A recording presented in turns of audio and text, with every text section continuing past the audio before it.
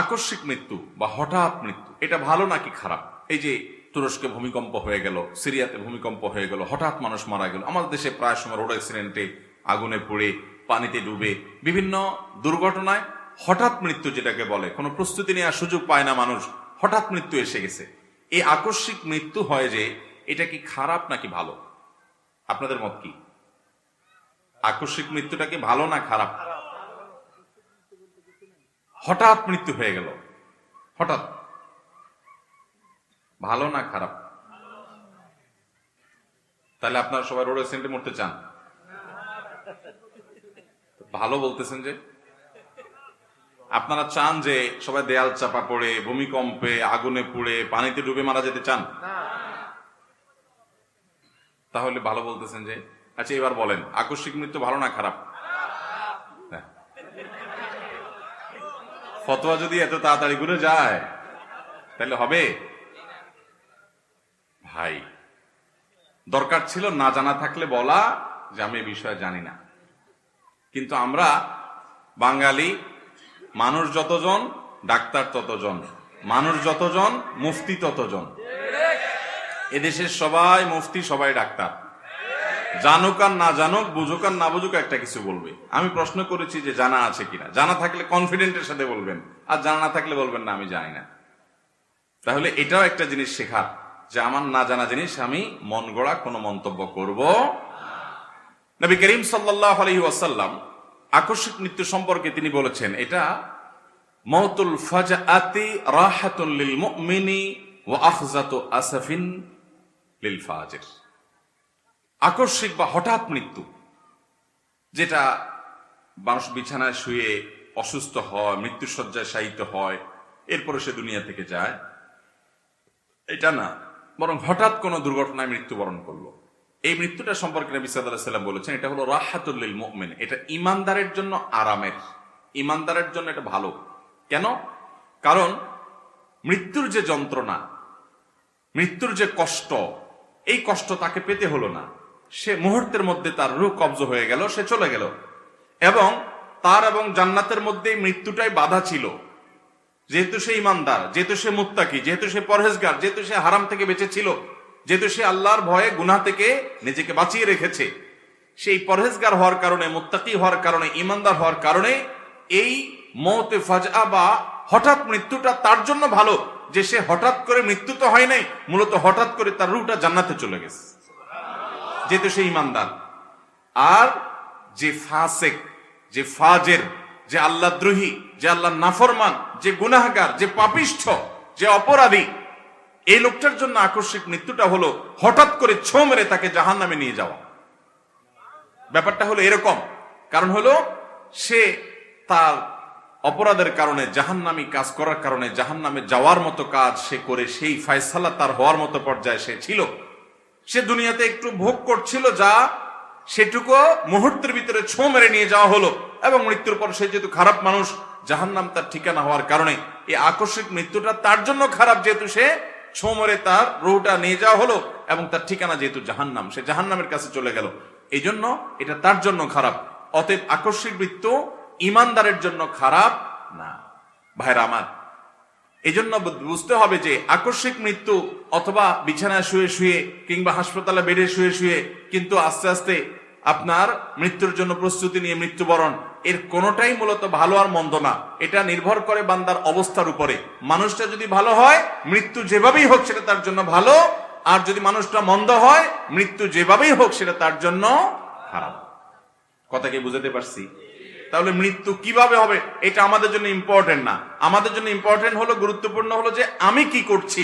আমি এই মুহূর্তে হঠাৎ মৃত্যু হোক আর আস্তে আস্তে মৃত্যু হোক, আমার এই মৃত্যুর পরে আল্লাহর কাছে কি পাওয়ার আশা আমার আছে, আমি কি আমল নিয়ে যাচ্ছি, এটা হলো ঈমানদারের দেখার বিষয়। কথা কি বুঝাতে পারছি? আকস্মিক মৃত্যু থেকে বাঁচার জন্য কোনো দোয়া আছে কিনা, সুনির্দিষ্ট করে একেবারে আকস্মিক মৃত্যু থেকে, হঠাৎ মৃত্যু থেকে বাঁচার জন্য দোয়া নবী সাল্লাল্লাহু আলাইহি ওয়াসাল্লাম শেখান নাই। তবে নবী করিম সাল্লাল্লাহু আলাইহি ওয়াসাল্লামের একটা দোয়া আছে, যে দোয়া আমরা পড়লে হঠাৎ কোনো নেয়ামত আমাদের থেকে দূর হয়ে যাওয়া, ছিনিয়ে যাওয়া, এটা থেকে আমরা বাঁচতে পারবো। যেমন দোয়াটা নবী সাল্লাল্লাহু আলাইহি ওয়াসাল্লাম পড়তেন, আল্লাহুম্মা ইন্নী আউযু বিকা মিন যাওয়ালি নি'মাতিকা। আল্লাহ, আপনার নেয়ামত যেটা আমি ভোগ করছি এটা আমার থেকে হঠাৎ করে চলে যাবে, এটা থেকে আমি আপনার থেকে পানা চাই। ওয়াতাহাউলে আফিয়াতিকা, এবং আমার যে সুখ এবং শান্তি, যে সুস্থতার মধ্যে আমি আছি, এটা পরিবর্তিত হয়ে অসুস্থতা, অশান্তির মধ্যে যে চলে যাওয়ার আশঙ্কা আছে, ওইটা থেকে আমি আপনার কাছে পানা চাই। ওয়াফাজা আতে নাকমাতিকা নাকমাতিকা ও জমি আইসাখাতিকা, এবং আপনার শাস্তি হঠাৎ করে আমাকে যেন ধরে না ফেলে, আমি যেন তওবা করে দুনিয়া থেকে যেতে পারি।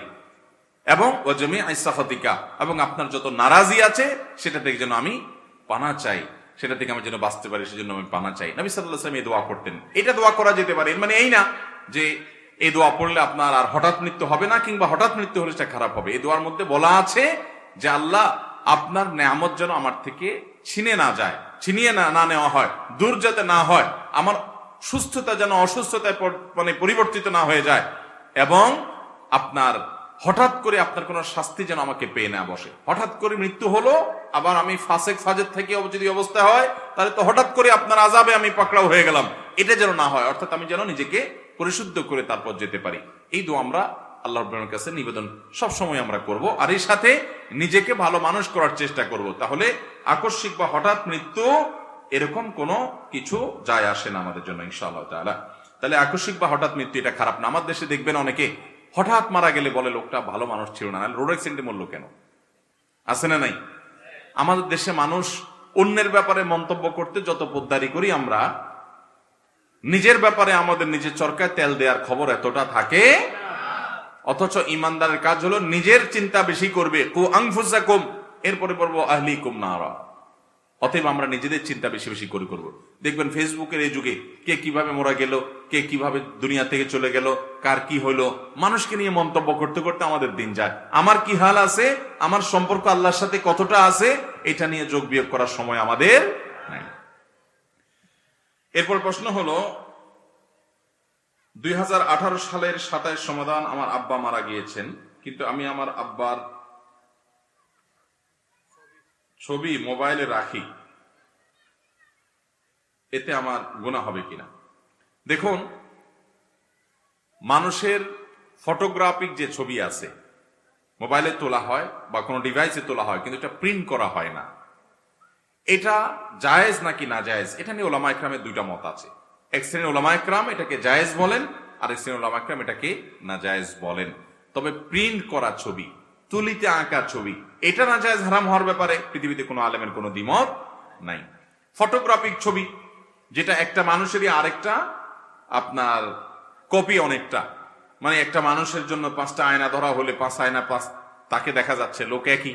তো মোবাইলের ছবি যে তোলা হয়, ক্যামেরা যে ছবি তোলা হয়, এটা যত পর্যন্ত সফট কপি থাকবে, এটাকে সেই ছবির কাতারে ফেলে অনেক উলামা ইকরাম এটাকে জায়েজ বলেন। তো সেই মত অনুযায়ী আপনার মৃত বাবার ছবি যদি আপনার মোবাইলে থাকে, আপনি এটা দেখেন, তাহলে ওই মত অনুযায়ী এটা জায়েজ হবে।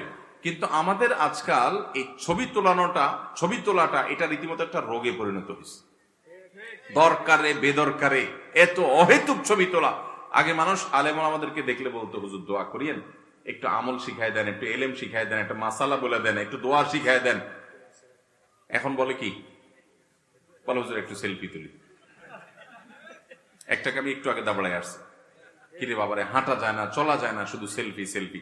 সেলফিস্ট, সব স্বার্থপর, শুধুমাত্র ছবি তোলার ধান্দা হলো ফেসবুকে কিছু লাইক কমেন্ট কামাবে, কিছু লাইক কমেন্ট কামার জন্য যে তুমি অমুক হুজুরের সাথে ছবি তুলছো, তমুক সেলিব্রিটির সাথে ছবি তুলছো। ভাইরা আমার, ইমানদারের চিন্তা করে এত সস্তা হওয়া উচিত না। আলেমুল আমাদেরকে পাইলে তাদের সোহবত নিবেন, তাদের সান্নিধ্য নিবেন, তাদের থেকে দোয়া নিবেন, আমল নিবেন। এই অপ্রয়োজনীয় ছবি তোলা তুলি এটা কখনো প্রশংসনীয় হতে পারে